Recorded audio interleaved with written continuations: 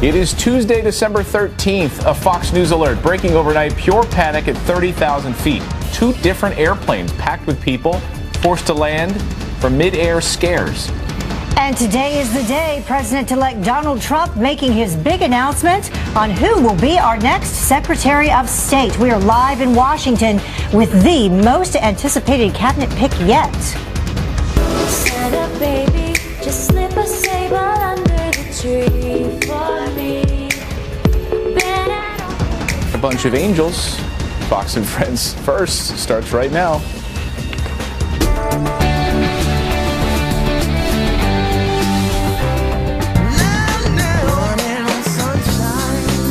Expected just hours before the next stop on his thank you tour. Rich Edson live for us in Washington, D.C. with Mr. Trump's most anticipated pick yet. Good morning, Rich. Good morning, Heather and Clayton. And after considering high-profile candidates like Mitt Romney and Rudy Giuliani, Donald Trump will announce later this morning Exxon CEO Rex Tillerson as his choice Secretary of State. His supporters tout Tillerson's management resume, leading a business employing tens of thousands of workers, earning tens of billions of dollars. He's also established valuable business arrangements around the world.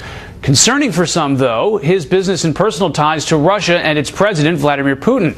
Russia awarded Tillerson its Order of Friendship in 2013. In a tweet, Senator Marco Rubio writes, quote, "Being a friend of Vladimir is not an attribute I am hoping for from a Secretary of State." This as Trump continues meeting with cabinet candidates, even former Hewlett-Packard CEO and primary challenger Carly Fiorina. She, like the rest of the Republican field, had at times an antagonistic relationship with Trump. That has changed as Trump's now considering her for Director of National Intelligence. Trump also met with West Virginia Senator Joe Manchin, a possible choice for Energy Secretary, as is former Texas Governor Rick Perry. Congresswoman Kathy McMorris Rodgers for Interior Secretary, also among the meetings yesterday. And Goldman Sachs executive Gary Cohn has accepted the job to head the National Economic Council. A transition source also tells Fox News Trump is delaying until January an announcement regarding severing his ties with his businesses. Trump tweeted, quote, "I will hold a press conference in the near future to discuss the business, cabinet picks, and all other topics of interest." Busy times. It has been 138 days since Trump's last press conference. He holds another victory rally tonight in West Allis, Wisconsin. Back to you. All right, thanks so much, Rich. And signed, sealed, and delivered. Wisconsin's recount results are in, and President-elect Trump won even more big league than we thought.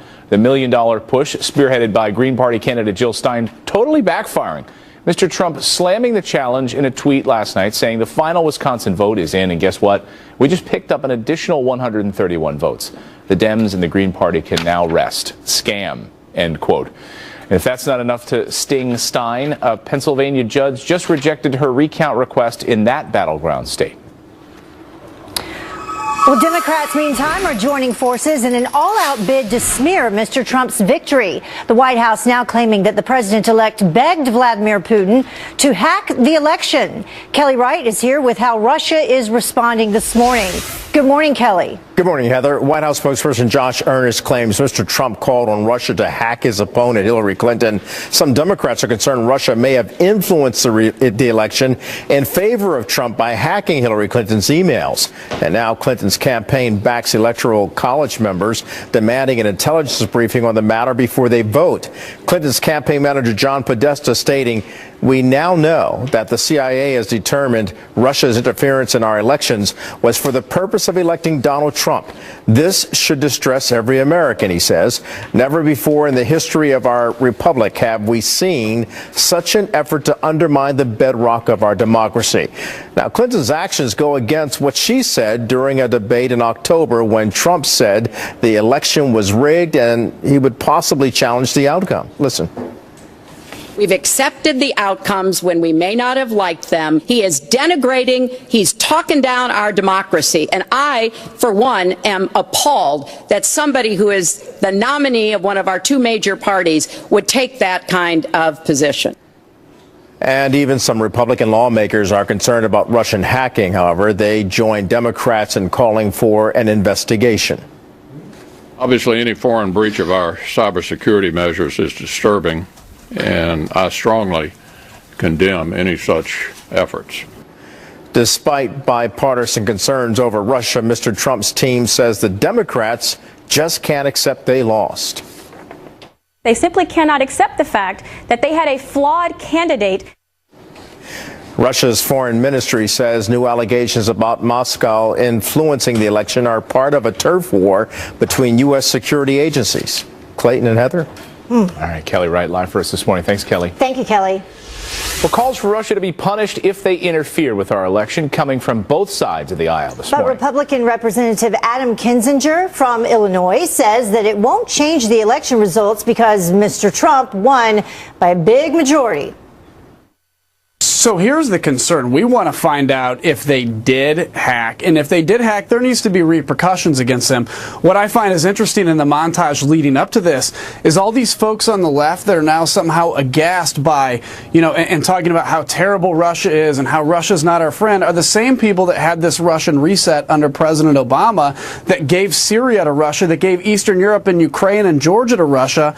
You look at this and say, wow, we hit an alternate universe. So I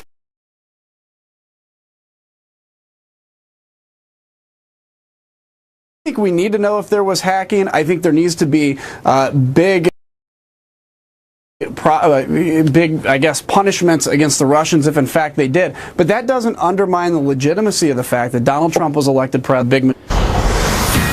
Now to a Fox News alert, a mid-air emergency when a packed airplane packed with people starts losing pressure overnight. The American Airlines flight from Charlotte to San Francisco forced to land in Phoenix over a pressure problem with the plane's reservoir. That's the area that moves fluid throughout the airplane. The plane was towed to the gate to be checked out. No word if or when it'll be able to take off again. Well, another terrifying scare on board the world's largest passenger plane. Police giving the all clear after a transatlantic flight packed with more than 500 people was diverted to and forced to land for a phoned-in bomb threat. The Lufthansa pilot immediately landing the Houston to Germany flight at JFK in New York City. Nothing suspicious was found on board. The man accused of shooting 2 Georgia police officers arrested overnight after an hours-long manhunt. Police say Kerry Gordon opened fire on officers who pulled him over in a stolen car near the South Carolina border.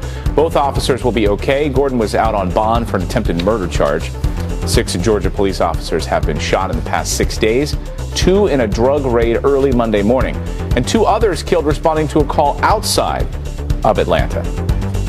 Well, former Pennsylvania Democratic Congressman Chaka Fattah will spend the next decade behind bars. The 60-year-old sentenced to 10 years for federal corruption charges, including bribery and fraud. Prosecutors say that he rerouted federal grant money and nonprofit funds to repay an illegal $1 million campaign loan.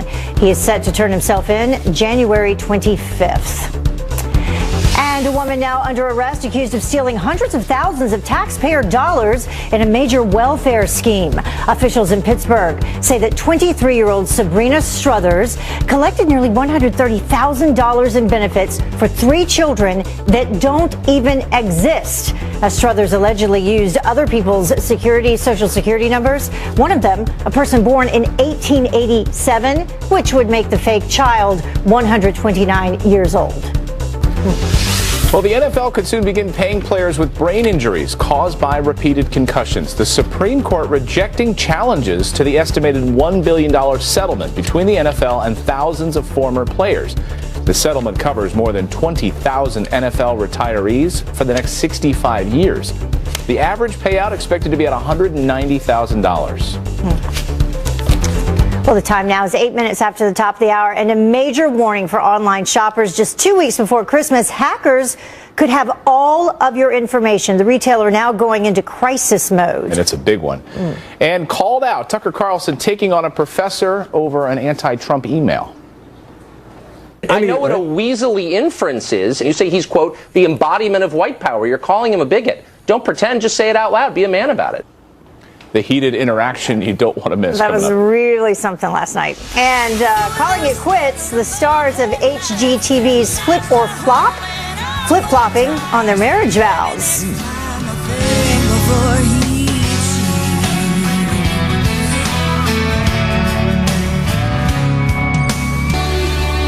Somewhere on a beach, sipping something strong. first thing in the morning. Would love to be on a beach somewhere, but there are the lights of New York City, and that's great as well. Thank you so much for watching Fox and Friends First. Well, our very own Tucker Carlson taking on a math professor. Did you hear about this? Furious over President-elect Trump's win. Tony McCullough sent an email to 600 employees at SUNY Geneseo College in New York, asking them to defend why they voted for the man that he says embodies the, quote, white power movement. Carlson grilling Macula over his message. I never called anyone a racist. I didn't make any assertions. No, I didn't make. Don't you know the difference between an assertion and a question? No, I know what a weaselly inference is, and if you say the guy's responsible for the ugly views of people who support him, even though he's never articulated that views, you're inferring that he believes them. You say he's, quote, the embodiment of white power. You're calling him a bigot. Don't pretend, just say it out loud. Be a man about it. Wow. Well, the professor, meantime, says that he has received several letters asking him to stop whining and get over the fact that Mr. Trump won. Well, the Chinese media blasting our president-elect, calling Mr. Trump ignorant as a child following his unconventional phone call with Taiwan last week. But instead of defending the incoming commander-in-chief, the White House is rushing to apologize to China. The United States government, under the leadership of President Obama, has been and remains firmly committed to our one China policy. The Obama administration does not view Taiwan and our relationship with Taiwan as a bargaining chip. On Fox News Sunday, Mr. Trump said that he doesn't feel bound by the one China policy. Well, President Obama refusing to put the word Christmas on the First Family's Christmas card for the 8th year in a row. And it's a stark contrast to what President-elect Trump has in mind for when he takes office. Merry Christmas, everybody. Merry Christmas. We're going to start saying Merry Christmas again. This year's card features a picture of the Obamas from the state dinner back in March, and it simply reads Happy Holidays. The president's decision to keep things PC yet again sparking some serious outrage. And a cross on top of one town's Christmas tree is no more. Officials in Knightstown, Indiana, taking it down after one complaint, just one complaint, sparked a lawsuit by the ACLU. A man claimed that the cross violated the First Amendment and caused him, quote, irreparable harm every time he had to look at it. The town council says they could not win the court case. Outraged residents now handing out wooden crosses all over town and placing them in the hands of its residents. Unbelievable. Well, now to a Fox Business alert for you. Online holiday shoppers targeted in a brand new scam, so people need to know if they're one of them. Yeah, this is a big one. Cheryl Casoni from our sister network, Fox Business, here with what you need to know. And just a small website that not a lot of people use, right, Cheryl? Yeah, it's just Amazon. You probably never even heard of it, guys. Yeah. Good morning. Yeah, thousands of emails have actually been sent out by scammers to Amazon customers trying to get them to log on to a fake site. Here's how they do it. The email that you're going to get, it's going to say that there's a problem with your order. You go to what is a fake site that looks very real, but they ask you to put in things like bank account details and other information just to get into your account. Well, it is a scam, but here are some ideas of how you can protect that account. You want to log in directly to the website. Don't go through the email, especially if there's spelling mistakes on it. And you, of course, want to check the return address on the email. A lot of times it doesn't even say Amazon in it, but most of us now just hit reply and don't look at that email. So that's kind of a problem. Yeah, it's a good point. And then you look at that Amazon in the URL, the address bar, and if it's got like 2 A's, it's like Amazon. Yeah. Don't click on that email. Yeah, you can kind of float over it, right? And Yeah, then see, you can see the float full over it. address. That's very, that's very true, Heather. That's a perfect idea as well. You know, listen to me. All right, so Yankee candles. This actually happened to me. It cracked, one of them, but I think it's because I dropped it, not for this reason. It's probably Of course you did. But you know what? There's actually a big recall going on, in all seriousness, about the Yankee candles. And these are great. These are very popular candles, especially around the holidays, but 31,000 candles are actually being recalled because when you light the candle, there is a chance that the glass will break. Don't even have to drop it, and that is a laceration risk. And actually, this came out from the Consumer Product Safety Commission. Laceration risk means you can cut yourself on the glass. You don't want that. There's 6 versions. There's the sea salt version, the blueberry, the apple, the sugar cane, the pine, and the cinnamon. They've got more names attached to them. Go to the website. You can see more information. Cinnamon. Yeah. The cinnamon candles. All right, what about American Express expanding some benefits for parents? What's this about? Yeah, this is actually very, a lot of companies now are really trying to give more paid parental leave, and that just isn't to mothers, that's to fathers as well. And American Express is the latest company to change their policy. So now it's going to be, for women and men, 20 weeks of paid leave. If you've been at the company at least a year, whether you're full or part-time, you actually get these benefits. And they also give an additional 6 to 8 weeks on top of the 20 for women that give birth to the child. Now, a lot of companies, as I said, are doing this. American Express is doing it, but IKEA, for instance, they just announced that they're going to be expanding 6 to 8 weeks with full pay for parents as well, parental leave. And as you can see, AXA also is on that list. So it's definitely a move companies are doing. Is it good PR? Is it good for business? I think it's a little combination of both. And goodwill. All right, Yeah. thanks, Cheryl. You bet. Thank you. Well, it's the most wonderful time of the year. Yeah, Victoria's Secret angels. They are shining in a new must-see Christmas ad. Look. Santa baby, just slip a sable under the tree for me. Been an awful good girl, Santa baby, so hurry. Are you awake? All of the angels rocking white and metallic silver lingerie with, I think those are feathers. Yeah, I frequently wear heels and glitter to bed. Do you wear feathers to bed? I do, frequently. Well, they all opened up these presents under the tree to this hit song, of course, Santa Baby, while they shimmy around in a giant winter wonderland. And I just got word we're going to be showing that video a couple more times this morning. Thank you. Good morning to you. Good morning. It's 18 minutes now after the hour, and runway ruckus. A woman dragged off a plane like a rag doll. What she did moments before this that led to this moment. And have you seen the pans that the show, or it shows burned food sliding right off? Yeah, cheese won't stick. Tired of food sticking to the pan? You try to scrape it and then you scratch it. You may as well trash it. Not anymore. Yeah, that's me, kind of trying to scrape it off. Well, we are putting the Gotham steel pans to the test in our As Seen on TV series. Up next.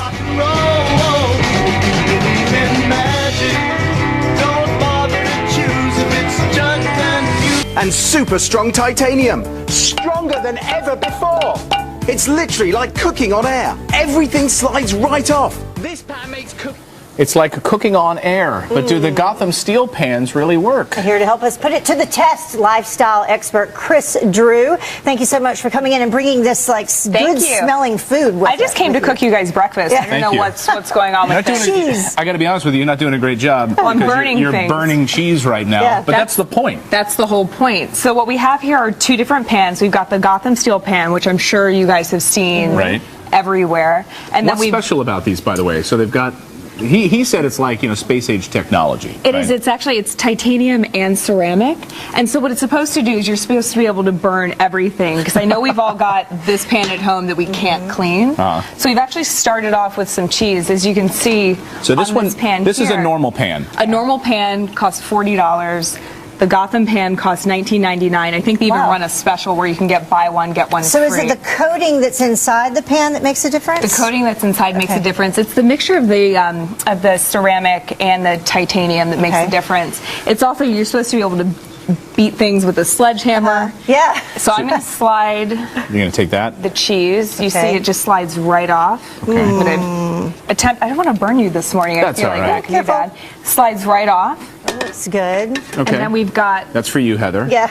we've got the little breakfast. The normal pan, as you can see, it's stuck. Wow. All right. Oh, on yeah, there. it is. So I'm going to move this one off to the side. We're going to test a few things today. Okay. I'm going to take that Can I cheese. burn some stuff? I'm going to take that Take cheese. the cheese We for are going to me. burn things. I brought Is that hard burner? candy. Is that burner on? Because that's paper. That burner is not Okay, on. just wanna make Thanks sure. for looking out, though. I appreciate it this morning. I have had a little bit of coffee. I got my safety merit badge in the Boy Turn Scouts. these up. I'm going to take this. Okay, so There, I'm You want me gonna to ask take this one off? I'm actually going to have Heather put some candy on In this this one. one? Okay. They do all but not kinds in the of- plastic wrapping. Not in This the one? in this one here. Okay. And then I'm going to have you hold that. I'm going to Okay. throw some marshmallows in this one. So in the infomercial, I think, this pan can do everything except for your dishes at this point. Okay, all the candy's in here. All the candy's in Okay. there. So we're going to let those melt. This Okay. might take a little bit longer, so I'm going to throw some of these in the hot pan. Okay. So we're going to let those melt down, but they melt everything from plastic. They hit it with a sledgehammer. I left my sledgehammer at home this morning, so we can't do that. But as you can see, I think it's a great pan. It definitely worked with the cheese. Anything I can do to prevent and it is really this from warm. happening. I mean, yeah. Okay, so marshmallows burn very quickly. Marshmallows burn very quickly. And I'm going to make a little peppermint as you can marshmallow see, though, mix here. With the peppermints, even though they're melting, they're still sliding around. Yeah. Whoa. And it's the marshmallows too. All right, so Gotham's, all right. Dishwasher safe. You Dishwasher. can throw it into the oven, which I love about a pan. Just don't grab it by the handle. I want everyone to be safe this morning. You could do a little searing. Okay, so your verdict on this? My verdict on this is it's a great deal. As you can see, again, the $40 pan we're not having so much luck with this morning, and the Gotham So it's pans, less money and it works better. Less money, okay. works better. Thank you, Chris. Awesome stuff. And thank you for this delicious breakfast. Appreciate it. Smells good anyway. And don't miss out tomorrow when we clean up this mess with the Dutch Glow Cleaning Tonic. Nice. Thank you, Chris. Well, the time now is about 26 minutes after the top of the hour, and hoarding illegals, nearly 11 million illegals in the country, and one man thinks that's not enough.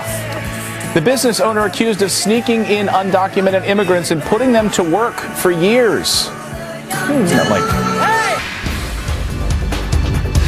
It is Tuesday, December 13th, and today is the day President-elect Donald Trump makes his big announcement on who will be our next Secretary of State. Here's a hint. It's not him. Right. We're live in Washington, maybe him, with the most anticipated cabinet pick yet.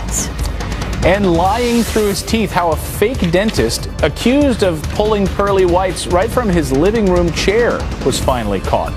And a message from first responders to the people they protect. I will run into a burning building to save your life. Though I do not know your name, I will take a bullet for you. What they want every American to know this holiday season. Fox and Friends First continues right now.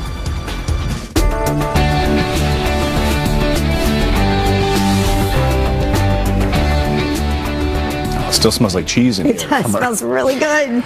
Good morning, everyone. You're watching Fox and Friends First. I'm Clayton Morris. And I'm Heather Childers. Half past the top of the hour. Thank you for sticking around or just joining us.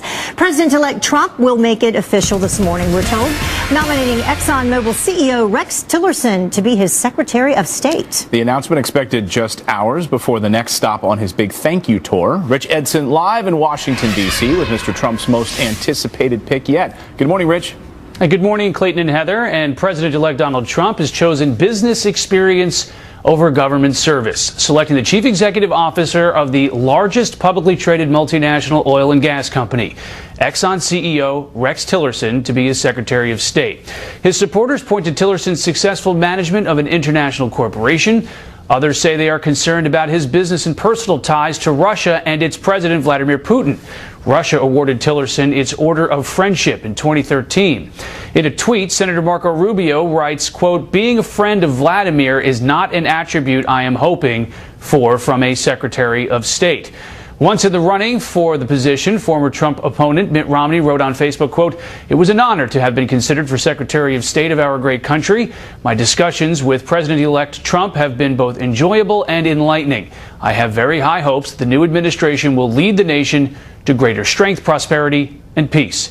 Trump continued meeting candidates to fill his administration. He spoke with former Hewlett-Packard CEO and primary challenger Carly Fiorina as a possible director of national intelligence. Trump also met with West Virginia Democratic Senator Joe Manchin and former Texas Governor Rick Perry as possible choices for Energy Secretary. Congresswoman Kathy McMorris Rodgers for Interior, and Goldman Sachs executive Gary Cohn has accepted the job to lead the National Economic Security Council, an economic council. A transition source tells Fox News Trump is delaying until January a press conference to announce severing ties with his businesses. Trump last held a press conference in July. He holds another victory rally tonight in Wisconsin. Clayton and Heather, back to you. All right, let's see. Maybe Rex will show up on stage. Yeah. All right, thanks, Rich. All right, let's keep talking about Mr. Trump's choice. What do you think of ExxonMobil CEO Rex Tillerson as Secretary of State? Do you know anything about him to have an opinion on it? Joining a live debate on our Facebook page right now, or right after the show, use that hashtag #KeepTalking. I bet our viewers will definitely have an opinion one way or the other. Well, Democrats are joining forces in an all-out bid, some say, to smear Mr. Trump's victory. The White House now claiming that the president-elect begged Vladimir Putin to hack the election. But remember when Hillary Clinton said this about Trump questioning those results? We've accepted the outcomes when we may not have liked them. He is denigrating. He's talking down our democracy. Kelly Wright is here with how Russia is responding this morning. Good morning, Kelly. Clayton, good morning to you as well. The White House and leading Democrats claim Russia influenced the election by hacking Hillary Clinton's emails. You didn't need a security clearance to figure out who benefited from malicious Russian cyber activity. The president-elect didn't call it into question. He called on Russia to hack his opponent. He called on Russia to hack Secretary Clinton. Electoral College members are demanding an intelligence briefing on the matter before they vote. Clinton's campaign manager supports their demand, stating this: "We now know that the CIA has determined Russia's interference in our elections was for the purpose of electing Donald Trump. This should distress every American. Never before in the history of our republic have we seen such an effort to undermine the bedrock of our democracy." Democrat and Republican lawmakers are calling for an investigation. The Russians are not our friends. They invaded Crimea. Senator McCain and I and some of our Democratic friends met with a delegation from the Baltic countries just this past week. To say that they're nervous about the Russians, to put it mildly, I think we ought to approach all of these issues on the assumption that the Russians do not wish us well. Despite bipartisan concerns over Russia, Mr. Trump's team says the Democrats just can't accept they lost. And Russia's foreign ministry says new allegations about Moscow influencing the election are part of a turf war between U.S. security agencies. Heather and Clayton, very delicate matter. It's becoming more political. All right. Thanks, Kelly. Thank you. It. Former Speaker of the House Newt Gingrich slamming the left for trying to delegitimize the election results. He says that the Russians did not win the industrial Midwest. President-elect Donald Trump did. I don't believe that the Russians carried Pennsylvania. I think Donald Trump did. I don't think that the Russians carried Wisconsin. Donald Trump did. I don't think that the Russians carried Michigan. Donald Trump did. The problem the left has is they cannot come to grips with the reality that the American people are turning against them, that the American people have defeated them, and frankly, if the election were held today, the margin would be even bigger because people have now begun to realize that Donald Trump is not in any way the kind of things that the New York Times and the Washington Post said he was. And to a Fox News alert for you now. Pure chaos as two different planes packed with passengers are forced to make emergency landings overnight.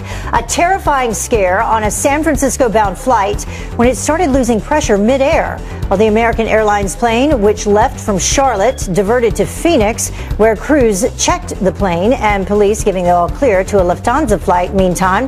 After a phoned-in bomb threat, the pilot immediately landing the plane bound for Germany at JFK in New York City. The jet, the world's largest passenger plane, was carrying more than 500 people. And quite the scene on a Delta flight as a woman, take a look at this, is arrested, dragged down the aisle right off the plane like a rag doll after skipping the check-in process. You kind of need to do that to get on an airplane. The shocking moment caught on camera as police officers pulled her down the aisle by her wrists and ankles.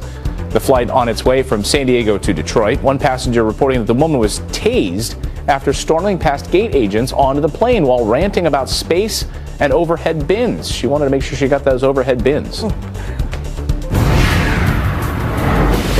Well, now to some extreme weather. The monster winter storm that blasted millions with snow and freezing rain might just be the tip of the iceberg. Parts of the country now bracing for Arctic temperatures with paralyzing wind chills as low as negative 20 degrees. Fire truck has been stuck in the snow. Wow. Snow-covered roadways turning deadly, trapping this fire truck. Look at that there. This is in Ohio. And then shutting down I-75 in Michigan. Nearly 1,200 flights are starting to resume at O'Hare International Airport in Chicago. It is a mess out there, so let's get right to Janice Steen, who's tracking the possibility, Janice, really, of even more snow and ice, and you're live in the Weather Center for us. You know what? It keeps on giving. Yeah. Let's take take a look at it. Quieter today across the Northeast and the Midwest. We do have a weak system that's going to move in tonight and into tomorrow, but it's not going to be a real big weather maker. It's going to bring a little bit of a wintry mix across the Mid-Atlantic and the Northeast, but it's out of here by tomorrow afternoon. Our next big system is pushing into the west with a ton of snow and inches of rainfall. So this is going to be an ongoing situation, and some of this energy is going to make its way across the rest of the country. But the big takeaway here, the big hashtag, is going to be extreme cold. We could set some overnight low records as we head into Thursday and Friday. So you see that the blues on your screen, that's, you know, the freezing mark. The pinks are 0. So, and that's affecting millions of people, including us here in the Northeast. So we're talking about temperatures in the single digits, in the teens, and wind chills well below 0. So that's going to be potentially dangerous for much of the country. So we've seen the cold before, we've felt it before, but this cold is actually coming all the way from Siberia. So it has a beeline towards us. And again, we could set the potential for record lows Thursday and Friday. So you have been warned. Make sure that you are bundled up Thursday and Friday. I will continue to keep reminding you the coldest air really of the season, maybe the coldest air we've felt in years, is on its way. Back to you, Heather and Clayton. Yeah, so Russians interfered in our elections, and now they're interfering in our weather. I just do fair and balanced weather. Siberia. Yeah. Thanks, to say Janice. cold from Siberia, that's all we need to know. Is it You ever got warm it. there? The big hat. Wear the big hat this week. All right, good idea. Janice. All right, 40 minutes now past the hour. First, Boeing, and now Mr. Trump is taking aim at another airplane company. His message on that is next. And trying to eat healthy in the new year? Well, don't eat lean cuisine. The lawsuit that the company is now facing. And also, remember when Ambassador Bolton hopped on a Fitboard yesterday on Fox and Friends? I didn't see that. Don't miss Carly Shimkus with that moment and everything else going viral. Oh, he didn't fall, did he? I believe I can fly. Well, first it was Boeing, and now Lockheed Martin. President-elect Donald Trump calling out the company yesterday, slamming the high cost of their fighter jet program. Cheryl Casoni from our sister network, Fox Business, here now with those details. Good morning again, Cheryl. Good morning, guys. Yeah, the president-elect not only taking a public swipe on Twitter at the Pentagon and the F-35 program, he took a bite out of the stock yesterday as well. So after telling Fox News' Chris Wallace on Sunday that the F-35 was out of control, he tweeted this yesterday before the market opened. He said the F-35 program and cost is out of control. Billions of dollars can and will be saved on military and other purchases after January 20th. That led to a fall in Lockheed Martin stock on Monday, with shares down 2.5% for the day. Other defense names fell, including Northrop Grumman and Raytheon. In response, Lockheed says they've invested hundreds of millions to get the overall cost of the program down. But according to Fox News' own research, the program still looks pretty bloated. Look at this. And we posted this on Twitter, by the way. The F-35 program is a $400 billion program. It has doubled in cost since 2001. It is currently 4 years behind schedule, with the United States due to buy 2,400 or more F-35 jets. But it's not just President-elect Trump. Even Senator John McCain back in April called the F-35 program a scandal and a tragedy. And it's not just Lockheed Martin, the company in focus for this part. Mark Thiessen took another swipe at Boeing last night. Listen. Boeing planes will not simply be ferrying commercial passengers and cargo. They're going to be ferrying Iranian troops, Iranian weapons, Iranian terrorists, paramilitary operatives around the world to destabilize the Middle East and undermine U.S. interests and kill innocent people. So those are the aircraft that Boeing is making being sold to Iran. You've got Lockheed Martin, the F-35 controversy. A lot of this, well, it's controversy, but it's hurting the stocks, we should say. Back to you. Yeah, it drops 4 points with a tweet. Yeah. Exactly. It's all it takes now. You know, the new potential Secretary of State didn't close the door on doing business with Iran either. So yeah, we'll James see. That's still out there. Yeah. Well, meanwhile, beware before you pack your lunch. Lean cuisine may not be as healthy as you think. Did people think it was healthy? Parent company Nestle hit with a class action lawsuit accused of deceiving customers about what's in their food. A New York woman leading the charge after buying a 4-cheese pizza labeled preservative-free, but it was made with citric acid. Other companies like Jimmy Dean recognized that as a preservative. Several other meals are also named in the lawsuit, including Asian-style pot stickers, shrimp Alfredo, and mushroom ravioli. How about some chocolate? You don't have to empty your wallet for the finer things in life. Chocolate is so cheap now, you got to binge. You have to. The price of cocoa hitting a 3-year low. And the best part, experts say that the lower the prices are, they're here to stay, actually. That's good news. Oh, good. Yeah. It's good for our waistlines. Time now to check in with what's coming up on Fox and Friends this morning. Yeah, Pete Hegseth, who is cooking up something good, I'm sure, at Johnny V's restaurant in West Allis, Wisconsin. Good morning. Good morning. That's right. We are in West Allis. The locals call it Stallis, though, and it is the home of the Wisconsin State Fair. As you know, Wisconsin, a critical part of this election. A recount just ended. Donald Trump actually gaining votes. Donald Trump will be here tonight in West Allis for a big rally, but we're going to be in Johnny V's all morning eating great food. They've got a pancake challenge you're going to have to hear about, and we're going to be asking locals here, how's Donald Trump done so far? How that big pick of Secretary of State, what's that going to mean? Do they like it? Do they not?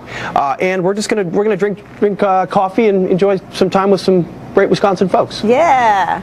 I love the sounds of that. Yeah. We'll check you out, Pete, in about 12 minutes coming up on Fox and Friends. Thanks, Pete. Love pancakes. We'll be here.